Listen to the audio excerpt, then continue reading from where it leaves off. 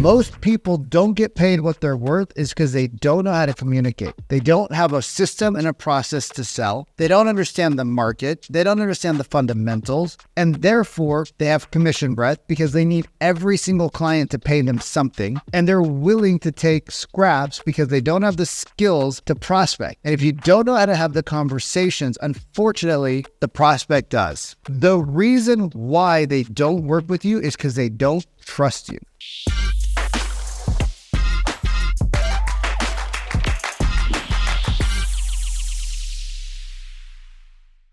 What's up? Welcome back. Vikram Deol here. Hey, I wanted to thank you for subscribing to my channel. And if you're not subscribed to my channel yet, well, if you like it, you should subscribe. Today, I want to talk a little bit about sales, right? That's what we all do. No matter what industry you're in sales. But today we're going to talk about real estate sales. We're going to talk about how you are triggering your prospects constantly. And it's not because you are showing up, smelling, dressed inappropriately. It's because you don't know how to use language. You don't understand that the format that you were trained on for the decades and decades and decades prior to me coming around, well, it was all sales training. And it wasn't like proper sales training. It was like salesy sales training. It was like, you're going to go and combat Mr. and Mrs. Jones. If you've ever been told by your mentors, right? If you've ever been told by your trainers, if you've ever been told by the people that you're working with, well, sales is just a numbers game and you got to have thick skin, right? Well, sure, you're going to have some objections and rejection. It's going to happen, right? I don't know anybody who closes 100% of the prospects that they meet with, unless they're only meeting with like Grandma Joe and mom and dad and sister and brother. So if you're going to meet people, you're going to get some rejection. And maybe you need to have some thick skin. But you really need to have skills. The more skills you have, the more you can help people get to their root concern. Why do people buy and sell, right? Why do people buy and sell? What's the need? Okay, they need a bigger space, right? Sure, logical. They need more garage space. Sure, logical. But that's not emotional. That's not going to help you get them to take action in a market like today, right? The market today where interest rates are high, where prices are still high, where people are scared the economy is going to come down, right? In this market, why do people move? Well, it's not because they want a bigger home. There's an underlying emotion that is going to cause them to move. And if you can't pull that out of them in a structured way that creates safety, right? In a structured way that helps validate their concerns, in a structured way that gives them confidence in you and your process, unfortunately for you, they're just going to work with somebody else, right? We did hundreds of millions of dollars in sales and we did millions of dollars in commissions. Why? Because we were able to connect with our prospect. We were able to get them to share with us the real reason that they wanted to make a move. And guess what? All of my clients wanted a rebate on the commission. Every single one, 80% of them, not every one of them. We had some nice people who wanted us to get paid what we were worth, but every other one of them wanted us to give them money. That's kind of crazy, right? It's not like you go to Google and you're like, yo, Google, I want you to pay me for using your services. Like, that's crazy talk. But in real estate, that's what happens. And you know why that is the way it is? It's not the consumer's fault that real estate agents get asked for their commission. It's real estate agents' fault that real estate agents get asked for their commission.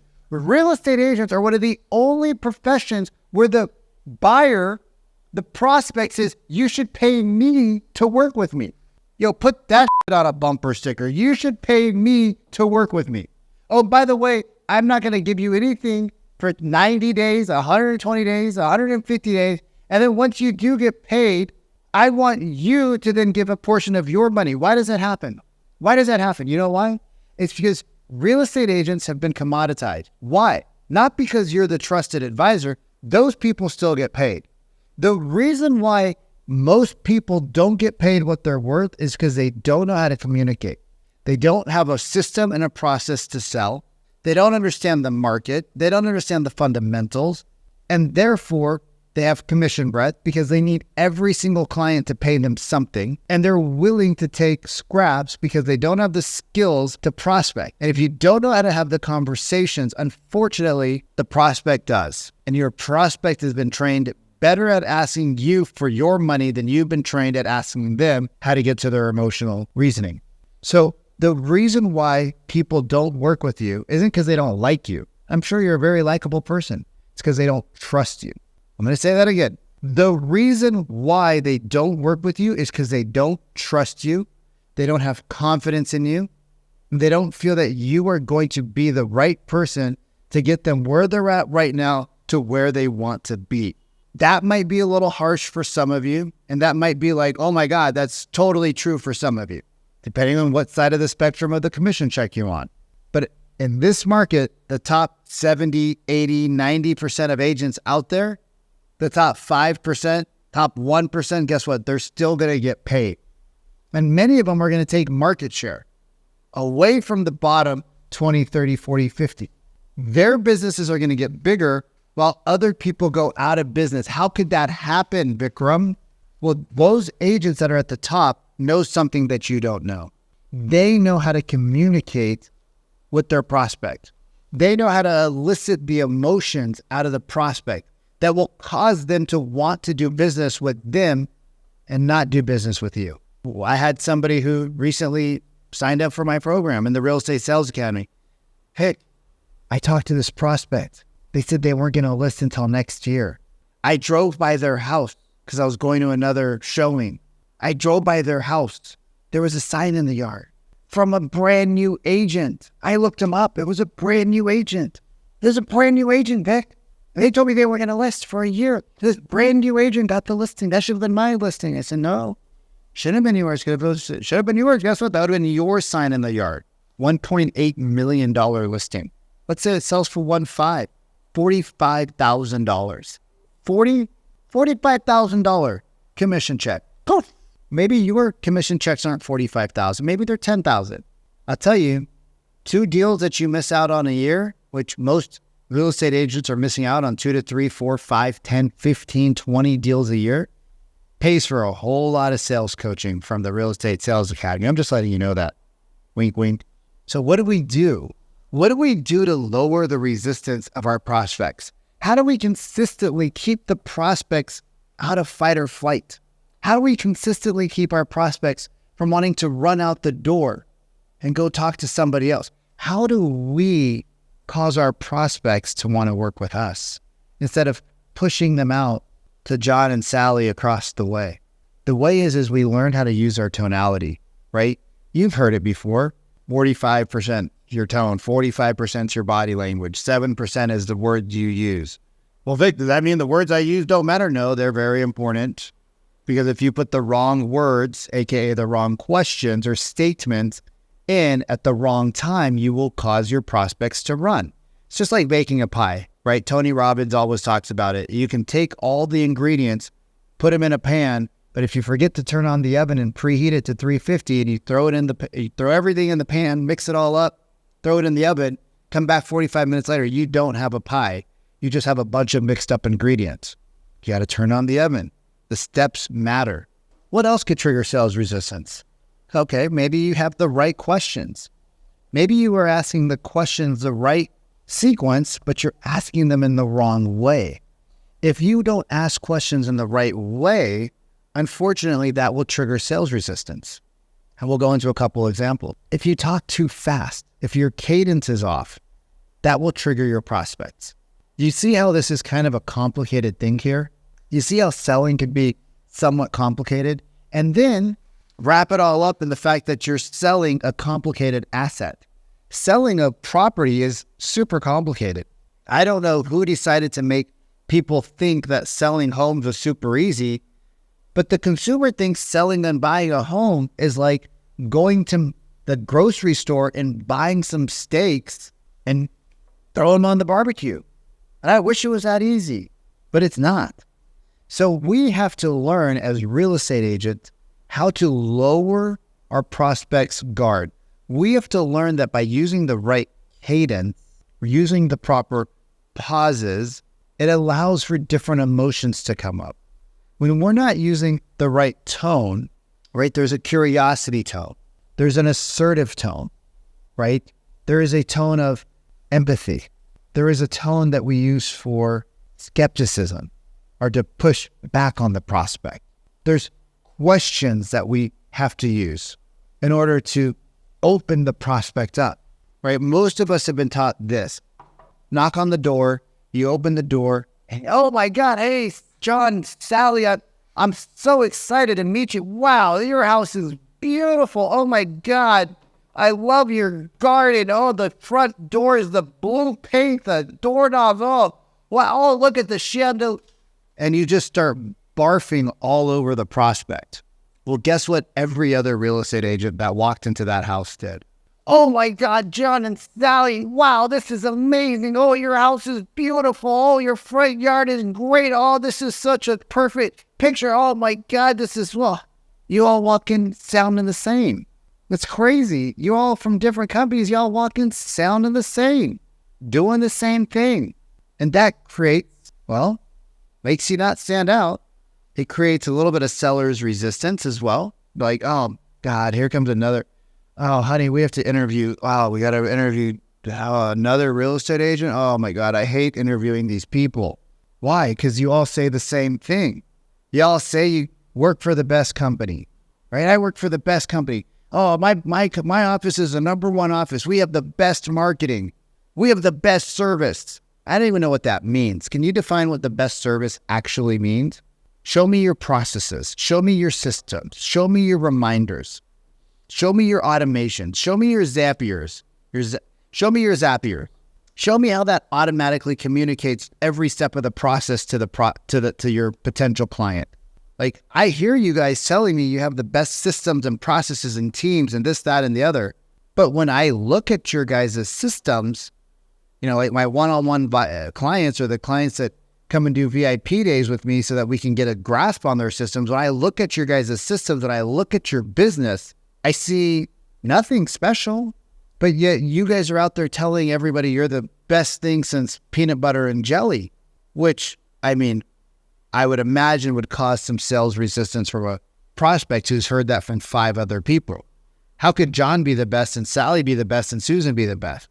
When you walk into a home and you try to build that rapport and you start talking about, oh, wow, look at that. Oh my gosh, 49ers? You like the 49ers? Oh, that's amazing. I like the 49ers too.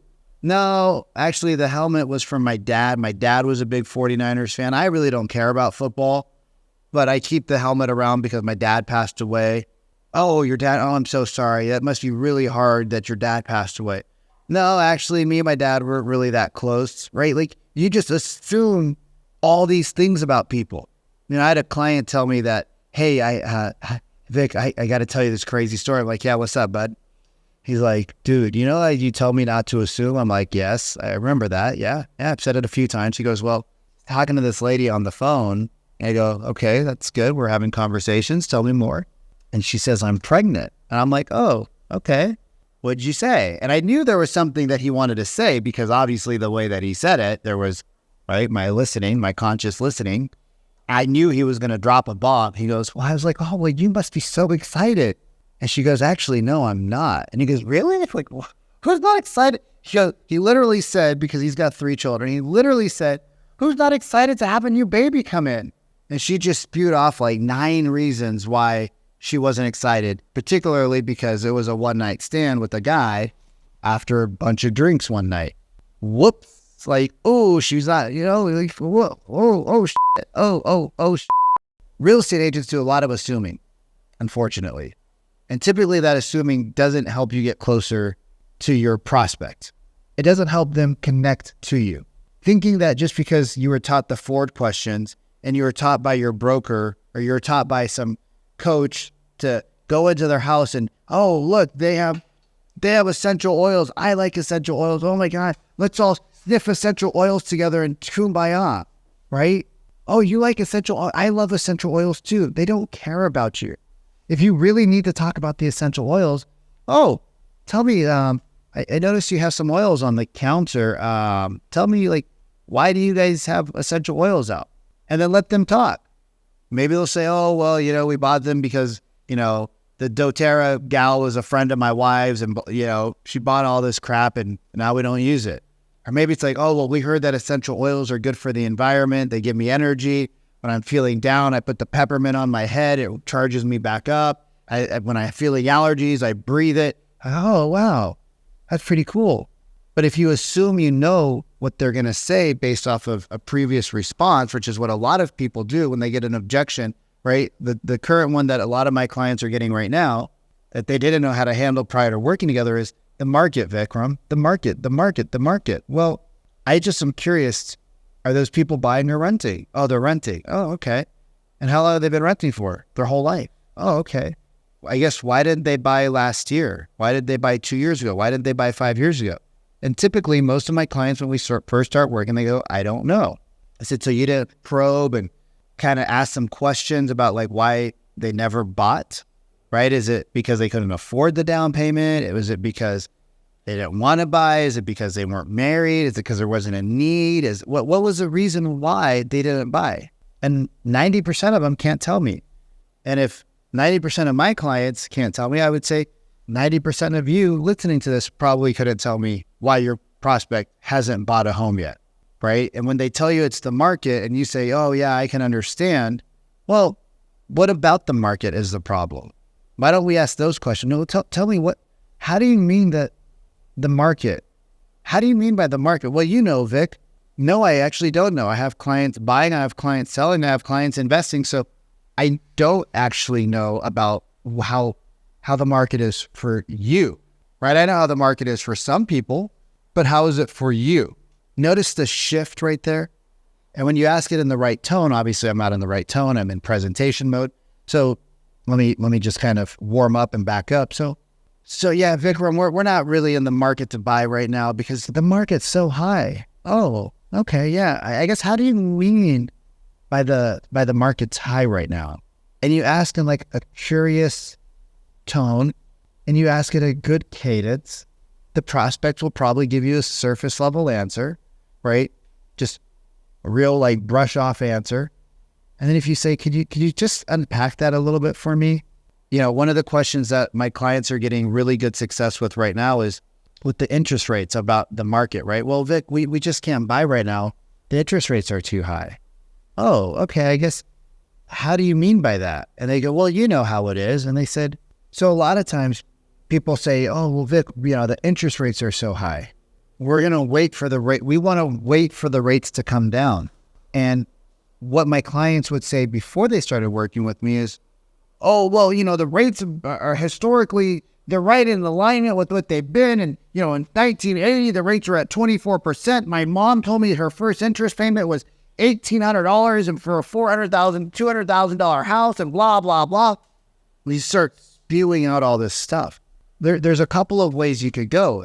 One way is, how do you mean the interest rates are high right now? And compared to what? Well, compared to 3 years ago. Oh, okay.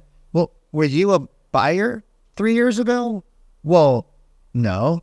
So then I guess the rates being lower 3 years ago is kind of irrelevant because you weren't able to buy 3 years ago, right? Well, yeah, I guess. So I guess what would rates need to be at in order for you to be a buyer in today's market? Oh, I don't really know. Oh, okay. We just want a really good deal, Vic. We're just not going to buy until we get a really good deal. Yeah. Okay. That makes sense. And I'm not going to say like, I understand or I know what you mean because I don't know what they mean and I don't understand because I don't know what a really good deal is to them. So I would ask the question, well, what's a good deal to you? We're just what's a good deal to you? Right? If you use I'm curious and I'm wondering too much, it then becomes salesy and becomes inauthentic. So you just pop back with, well, that's cool. Like what, I guess, Susan, John, what's a good deal for you guys? And now they have to explain what they mean by a good deal. A good deal could mean a lot of different things to a lot of different people. And let me tell you, when I sold real estate in 2016, a good deal in Seattle was we got a good home, Vikram, in the school we wanted. That was a good deal because there were 16, 20, 40, 50 offers. So Vikram, you get us the house that we want and it's in the right school district and it's got the 4 bedrooms and the 3 baths and it's got a main floor bedroom and bathroom. That's a good deal for us, right? Under $1 million, that's a good deal for us. Yet other people are like, well, if it's not 20% below market, it's not a good deal. I said, okay, well, that makes sense for you. I guess, if there was a home that was 20% under market, why would a seller in this kind of a market sell it to you and not sell it for a higher price? Well, I don't know. Would you do that? No. Oh, okay. Well, if you want to do that, why would they do that? I don't know. Well, if they were to do that, it would probably be somebody who is under some financial distress, which is pretty low right now. They would agree to that. Or it might be a house that needs a lot of work and it's a distressed property. They go, well, if you bought a house that was distressed and it needed a full gut remodel, or it needed a $100,000, $200,000 3 to 6 month remodel, would you want, or would you be able to manage a remodel with your 2 kids and moving and your in-laws in town and the baby on the way? Would you be able to handle the remodel? Well, no, we wouldn't. So I don't know, but it sounds to me like you're not really an investor for your primary residence, but you might be an investor for a secondary home down the road. Does that sound about right? And they go, yeah, it does actually. Because when you understand the process of what it takes to remodel a home, let me tell you, 3 kids, a dog, a baby on the way. Oh, wow. It's so much work. Do you guys have that knowledge? Are you able to express that to your prospect? Right? Sales is just communication. It's being able to figure out what they're actually saying and what they're actually feeling, right? By asking great questions in a way that allows them to open up and not feel like they're being invalidated, not feel like they're being judged or stupid. Right? People have fear around looking or feeling stupid. They don't want that. So what are we doing to help our prospects, to cause our prospects to want to open up, right? When we have a phone call and we're doing a follow-up call and you're talking to your prospect, right? You guys are getting a lot of goods today. I don't even know how long this video is right now. You guys are getting a lot of goods. You should share this with some friends. You guys should really, this is the stuff we work on inside the Real Estate Sales Academy. The reason why it's so fresh is because these are the concerns that are coming up for our clients right now, private clients and my group clients, right? This is the stuff they talk about. Vic, how do we have these conversations, right? These are 200, 300, 400K producers that are having the same problems as my 50, 80, 100K producers are, right? The same problems that the 400K producers having, the same problem the 100K producers having. They don't know how to talk to their prospect to cause them to want to give them the information. They're staying very surface level, right? They're not able to get below. So when you guys call your prospects, right, one of the biggest things that my team would do when we first started was, so, hey, how you doing today? How was your weekend? I would just cringe. I would cringe. And I said, why do you ask that? Well, it just seems polite. I said, you're making 185 calls a day. You're having 20 to 30 conversations a day. Do you remember who you talked to this morning without getting into your notes? And they go, no. I said, so is it being polite or is it being disrespectful? They go, what do you mean? I said, well, I would find it highly disrespectful that you as a salesperson who doesn't know who I am, who doesn't have any relationship with me, is believing that I believe that you actually care about how I'm doing today. When I know that you're having 20 to 30 conversations a day. When I know that you're saying the same thing to everybody every day. So it would be highly, in my opinion, disrespectful for you to waste 2 to 3 minutes, because then I feel like I need to respond back to be congruent with you. So if you ask me how I am, I should ask you how you are. And then we have this 2 to 3 minute conversation where I don't want to talk to you for that much time. Now, as a prospect, I don't feel really great about this because it's been multiple minutes where I don't even know what you're calling about. Or you call and you don't know what to say. So you just say, hey, how you doing? My CRM told me to call you. My CRM told me, what the hell is a CRM? Do you think most people know what a CRM is? If you went and asked my mom what a CRM is, she'd be like, is that where we put all the stuff for the vitamins that your dad sells? Well, no, Mom, that's a POS. She's like, what's What's the CRM? Well, the CRM's where you put all your clients so you can follow up with them. Oh, well, we don't do that at our office. All right, so if you call a normal prospect and say, hey, the CRM had a notification that popped up and it told me to call you back. You then told them that you don't even care about them. The only reason you're calling is because some automation thing told them to call. So you don't even care about me, right? And you wasted their time. And then what do they always say? Call me back, call me back. And then you try to call them back the third time and your number has been blocked. You triggered sales resistance. Do you think you triggered the fight or the flight in the prospect? Were they combating you or did they just want to get away from you?